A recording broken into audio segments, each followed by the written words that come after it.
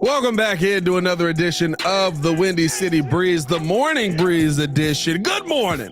Oh, good morning. Wake you up, punk. Get up. Appreciate y'all for tuning in and showing love. As always, man, hit that like button, subscribe to the page, leave a 5-star review. Y'all know what to do. Got a lot to still get to on today's show. So we're going to keep this thing moving right along. If you have not done so, man, hit that like button, subscribe to the page. Make sure you hit that notification bell so you're notified every single time we go live. We do this Monday through Friday. By the way, Jordan JC, I don't know if you saw this or not. We got over 300 in that chat.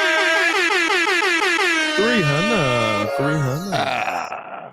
It's nothing like a little morning meatness. Morning meatness is nice. All right. Hello. All right. Now, we've talked about Caleb Williams this morning, right? And I think you got to talk about the people who are putting him in some really good positions as a rookie on a consistent basis in this Chicago Bears defense, because yesterday marked another milestone for this Chicago Bears defense, which I thought is ridiculously impressive. This is the Chicago Bears' 11th straight game of allowing less than 21 points to a team. And when I heard that stat, you're kind of like, all right, well, you got to think about who they've played, that kind of makes sense. But then you start going through it, because 11 straight goes back into last season, 6 games, right? That's kind of when we started to see the Bears take off last year. Yep, and so you start going through some of those teams last year. You had the Packers, who, there you go. Okay, they kind of had a potent offense there. End of the season, we only gave especially up 17 points there. Oh yeah, the Browns were flying by the end of last season. Remember that? Joe Flacco's out there darting it up. Unfortunately gives up 20 points there. Had the Lions in there, Don Burr, 13 points when they came to Soldier Field. What happened there? What's going on with that, Don? What happened there, Don Burr? Had a Vikings team that was kind of abysmal at that point last season. The last time the Chicago Bears did give up more than 21 points was to that Lions team when they miraculously blew a game. That comeback, which should have been a dub as well. Yeah. But then you start even looking back before that, right? And you see a Bears team that they just weren't giving up points a lot last season. And as I'm looking at the schedule, I don't know which team's going to score 21. Maybe the Packers do, but you've kind of already proven you can keep them under wraps. Maybe the Lions do. I don't think the Vikings get 21 against the Bears. The Niners is maybe a contender for that, but you never know with that Niners team, right? I'm expecting them to put up a ton of points, dominate this Cardinals team that can't seem to get out of its own way defensively. And oh boy, lost that game, didn't you? 24-23 versus that defense. Just a bit outside. And so, I think it is time to have the conversation about this defense. I think it is time to talk about this defense in a manner of, not only is this a playoff caliber defense, but is this one of the top 5 defenses in the NFL? And if it is, does that in your mind make them a Super Bowl caliber defense? I mean, by a lot of metrics, yeah, absolutely right. You're dang right. This defense is on its way to being probably, in my opinion, the best, or if one of the best. I mean, top 5, absolutely. We're scratching that surface as we speak, and I mean the numbers are backing it up. Dare I say, we have another Monsters of the Midway version of the Bears. You got first in fumbles, second in passing touchdowns allowed, third in interceptions, 5th in points allowed, 7th in total passing yards allowed, 8th in sacks, 9th in total yards allowed, 11 games in a row, as you mentioned, of 21 or less allowed. But my most favorite stat is this: only 32 second half points allowed in 2024. It seems as if this Bears defense gets better and better as the game goes along. We talked about how good the whole team looks in the second half after they come out. I don't know what kind of Jordan juice they're drinking at the halftime. That bottle. That Jordan special stuff. Oh, I thought you were talking about yourself. Stuff. I was like, what are you slipping in the drink? Me. No, they can't have the meaty juice now. No meaty juice. Not at halftime. No. That's a victory, Juice. We don't do that at halftime. Oh, hey, oh. But no, man, like that is amazing. It's like this Bears team, they clamp down on you. You're like, okay, if we're ahead, or if we're already winning by Right. the second half, you're not getting this dub. This Bears defense is on a mission, and my goodness, if Jaquan Brisker doesn't knock somebody else out in a game, my goodness, that was my favorite part of the play. But yeah, the Bears defense overall amazing. Javon Dexter's having a great season. Big Billings is doing his thing again, getting his first sack. I mean, it's epic. Yeah, and I think that's the thing for me. That's what really stands out to me about this team, right? Like there's so many names that you can talk about that are making that impact on a consistent basis. That's why, right? This feels very 05, 06 Bears defense-ish, right? Because Dingley. And how long have I been saying that, dog? Like we left like week 2, and I was like, hey, this feels kind of like the Bears in 06 with this defense, right? Yeah. And the reason I say that is because there's a different name making an impact every single week. Yes, Javon Dexter is going out there and dominating. And listen, I am the first probably to do it on a public microphone, but I am ready to start the discourse that Javon Dexter is better than Jalen Carter. Oh, baby. Let's get it cracking. Let's get that discourse out here. Javon, you want to know why? Because he's one of the best defensive interior linemen in the NFL right now. In the game. He's got 4 sacks in 5 games. Dudes in the middle don't do that. Yeah. This is high praise. I'm not saying that he's that guy. Everybody calm down. Everybody you better do it. But this is Aaron Donald type stuff. Goodness, I'm getting spicy. It is. Like, you don't get this many sacks in the interior normally. Oh, boy. Pat, 4 sacks in 5 games? Don't you show now, me where you will start to see, okay, is it that level, or is it anything near that level, is when they finally start to go, because we haven't seen this a ton, when they finally start to go, I ain't gonna lie, we kind of got to live with Montez Sweat on the edge, because we got to make sure we stop up the middle. Yep. You know what I mean? Like that is where kind of that adjustment will come when they finally just go, we got to double team Javon Dexter. That's all we can do. He's getting to the quarterback too much. And to your point, that's the big thing. The big dog is still asleep. We don't talk about Montez Sweat like we thought we would. Like, what does he still have? 1 sack on the season? Like, he's getting the pressures, but he's not getting to the quarterback like everybody else is. Yeah. But that's the whole point, is this whole line is just doing their job completely. We've talked about it over and over. And again, I'm impressed at the fact that we didn't go out and get the big splash name. And yet we have players all across the line that are pressuring the quarterback week in and week out.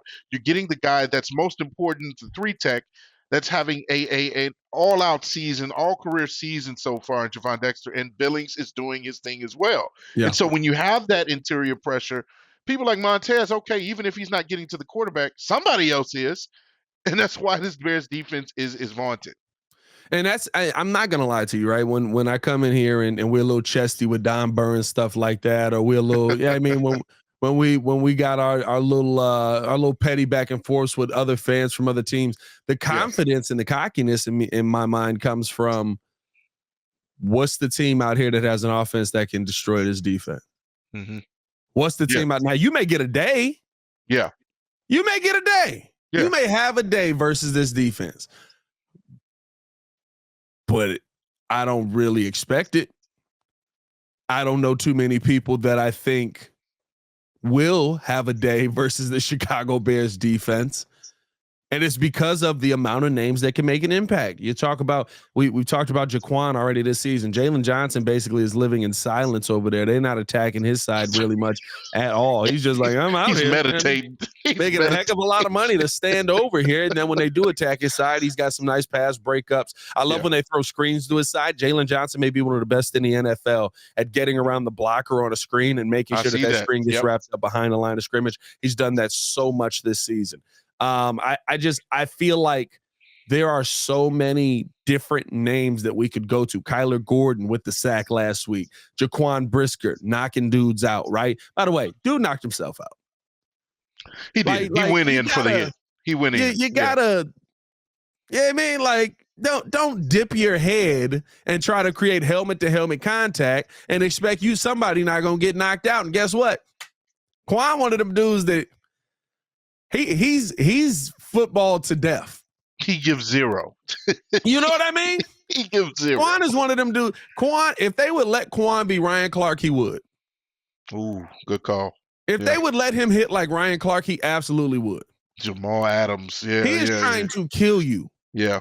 Yeah. His goal in a day is that you leave this game not alive. They just legally won't let him do it.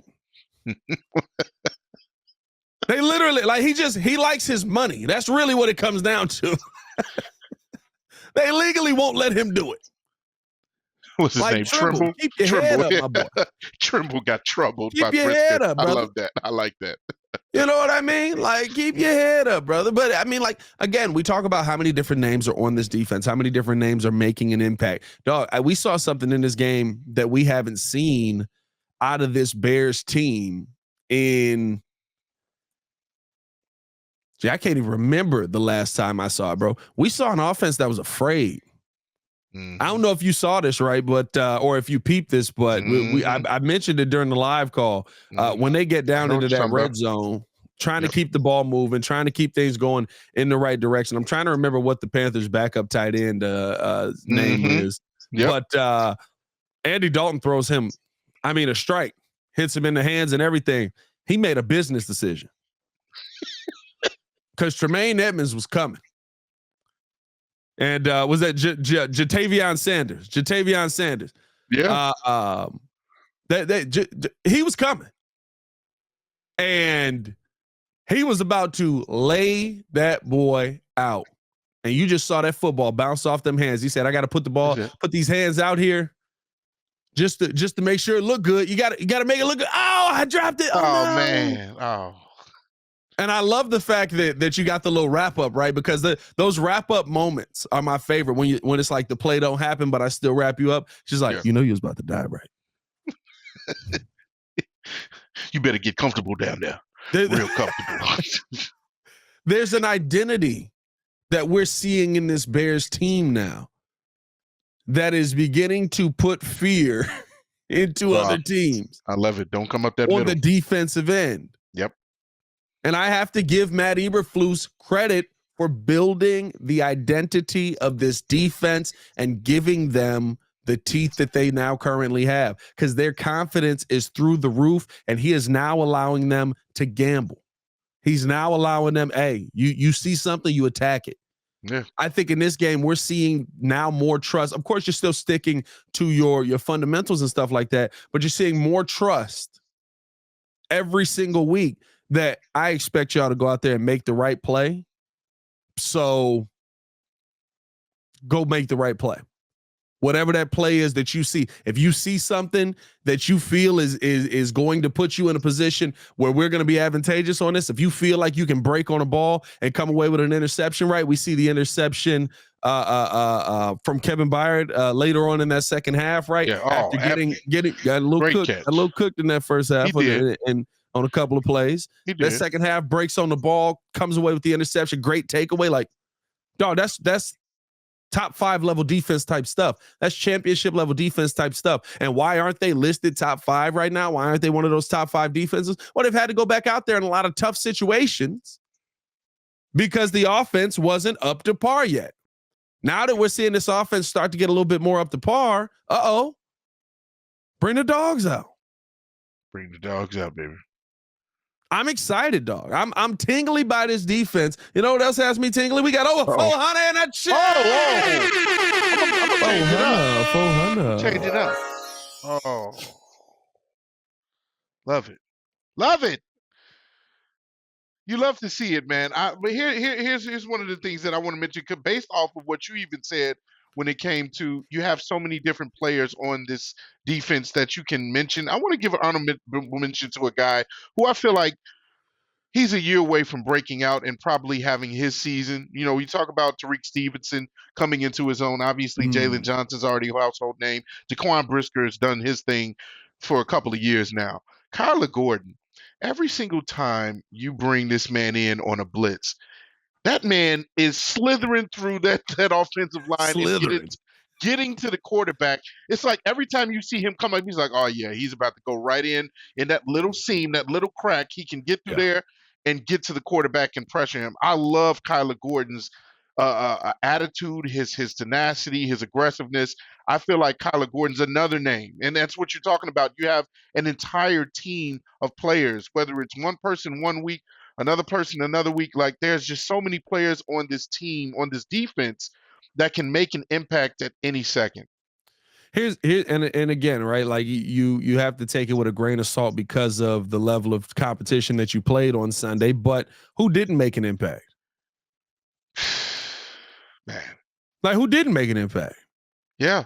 Jaquan with the hits, Byard with the interception, Jalen Johnson shutting down his side of the field, Tariq shutting down his guy, really.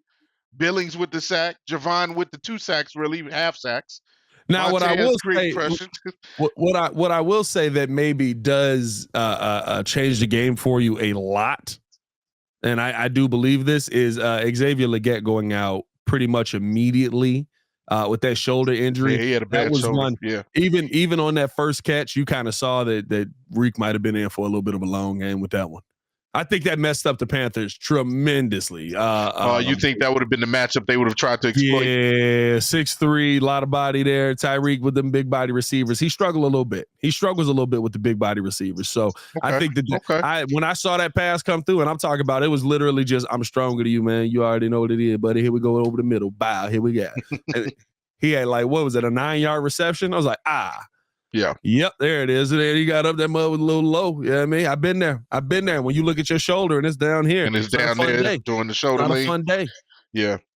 I'm surprised he stayed out though. I wonder if it was just the shoulder or if it was more than that. Because like it didn't look like his shoulder was dislocated. But I mean, he got the pads on, so you can't really see if his shoulder's out of the spot. But it didn't look like his shoulder was dislocated. I hope it is just the shoulder and it's not your like a collarbone or nothing like that, because I think that young man has a phenomenal future. Yeah, absolutely. But yeah, man, like defensively, this team is just, they get after you, man. They're a dangerous team. They're one that I think is, I don't see a team on this schedule that really gets the biggest advantage of them. And we've gotten to see, right, the best of the best go out there. And again, listen, people want to take the Rams game away from the Bears. Look what the Rams did to the Packers yesterday. That was down to the wire. You want to try and hold the week before. You said what? The 49ers the week before. Yeah, I mean, that's what I'm saying though. You saw 3 weeks of the Rams looking like a really good football team. It kind of more in the crunch time in that last game than anything, but looking like a really good football team. And so I don't think you can sit there and go, well, you beat the Rams, but such and such and such and such wasn't there. That still looks like a good team. You can't cough at all these things. Again, we already knew we were going to have one of the weakest schedules in the beginning of the game. You play who's in front of you, and you don't make excuses. Now, again, as we already mentioned, we've documented it well. If this game was close, if this game was one of those, okay, they just squeaked it out and we don't see no. This game, even though they started out 7-0, after that, it was all Bears. It was all Bears with time of possession. It was all Bears with offense. It was all Bears with defense. It was all Bears with a little Tory Taylor sprinkled in. Just a little Tory Taylor. Just a little. Caleb made sure he didn't come out there as much. I appreciate that. This guy loves punts. It was a whole game. It was a whole complete game. Doesn't matter who we're going against. We're going to go up against a lot of our division rivals coming up later on in the season. And so we're going to see if, hey, is this legit? You want to get better competition? We're going to see it eventually. But, hey, don't overlook these let's just say, walk-by games, because they're not just walk-by games. Next one coming up in London, Jags, everybody thinks that's an easy game. We're going to see.